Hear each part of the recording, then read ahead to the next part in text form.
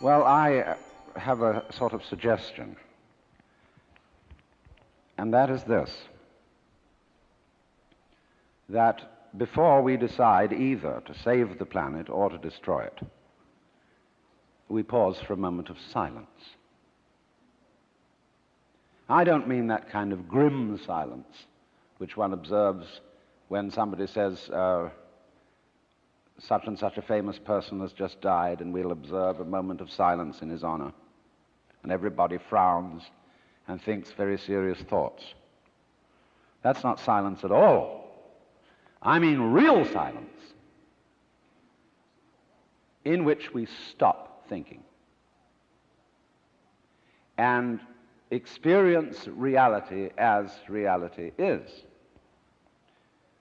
Because after all, if I talk all the time, I can't hear what anyone else has to say. And if I think all the time, and by that I mean specifically talking to yourself subvocally inside your skull, if I think all the time, I have nothing to think about except thoughts. And so I'm never in touch with the real world. Now, what is the real world? Some people have the theory that the real world is material or physical. I say it's made of kind of a stuff. Other people have the theory that the real world is spiritual or mental. But I want you to point out that both those theories of the world are concepts. They are constructions of words. And the real world is not an idea. It is not words. Reality is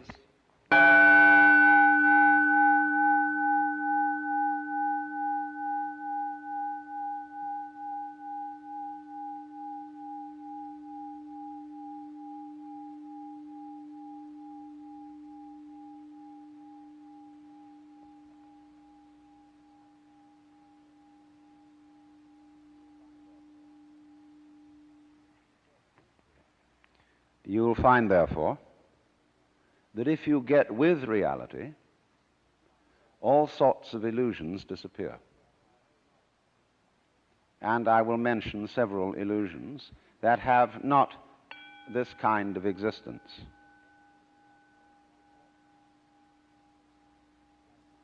Let's begin with some very down-to-earth ones, like money. Money is a very useful method of accounting. It is a measure of wealth in the same way as inches are measures of length and grams measures of weight. You cannot eat money. You could have a fantastic quantity of dollar bills and stock certificates on a desert island, and they would be useless to you. What you would need would be food and animals and companions. Money simply represents wealth in rather the same way that the menu represents the dinner. Only we are psychologically perverted in such a way that some of us would rather have money than real wealth. But you know, you cannot drive in 5 cars at once, even though they be Cadillacs. You cannot live simultaneously in 6 houses or eat 12 roasts of beef at one meal. There is a limit to what one can consume. So that's one of the sort of confusions I'm talking about. Another is that we confuse ourselves as living organisms with our idea of ourselves. That is to say, with a conception of myself which is called the personality or ego.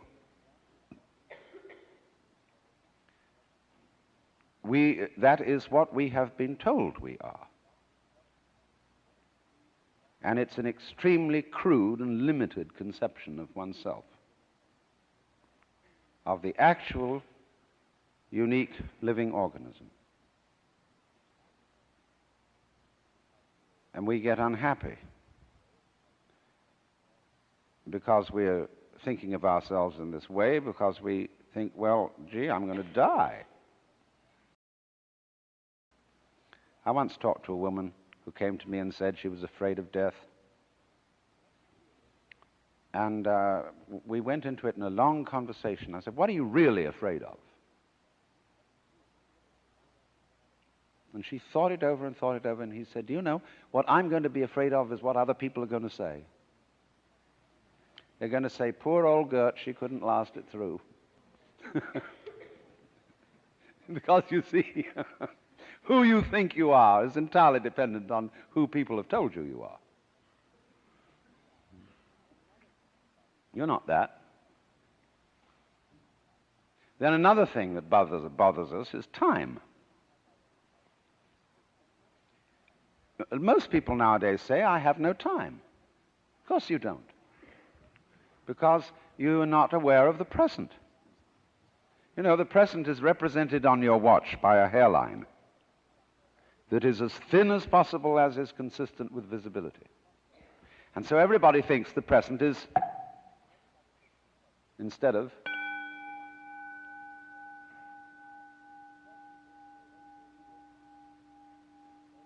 now, the present is the only real time. There is no past, and there isn't a future. And there never will be. We think ordinarily of the present as an infinitesimal point at which the future changes into the past. And we also do a terrible thing.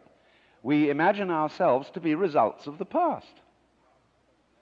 And we're always passing the buck over our shoulders, like when God approached Adam in the Garden of Eden and said, hast thou eaten of the fruit of the tree whereof I told thee thou shouldst not eat? And Adam said, this woman thou gavest me, she tempted me, and I did eat.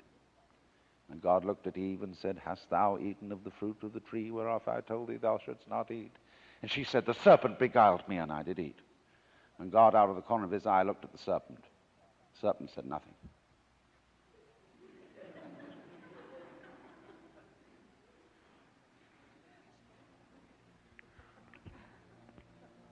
So you see, we're always passing the buck. And don't realize that the past is caused by the present, as the wake of a ship flows back from the prow.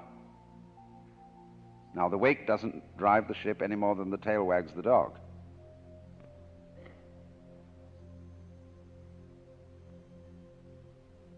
But we've all got excuses.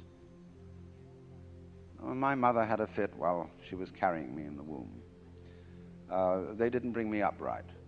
And then they go to the mother and say, how is it that you could have been so irresponsible with your children? And she says, well, it was my parents who didn't bring me up right either. And so everybody passes the buck.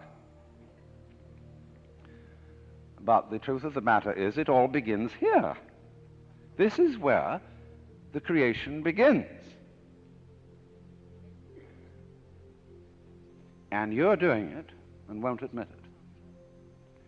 Because, of course, you're all God in disguise. Jesus found that out, and they crucified him for saying so. So this is a very odd thing for Westerners to understand, and particularly for Americans.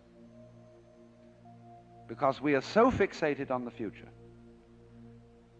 When we say we want to put something down, we say it has no future.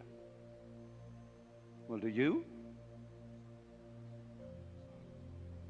Much better to have a present. Because if you don't, it's useless to make plans. Because when they work out, you won't be there to enjoy them. You'll be thinking of something else. So we realize that we are living out of now and throwing the past behind us.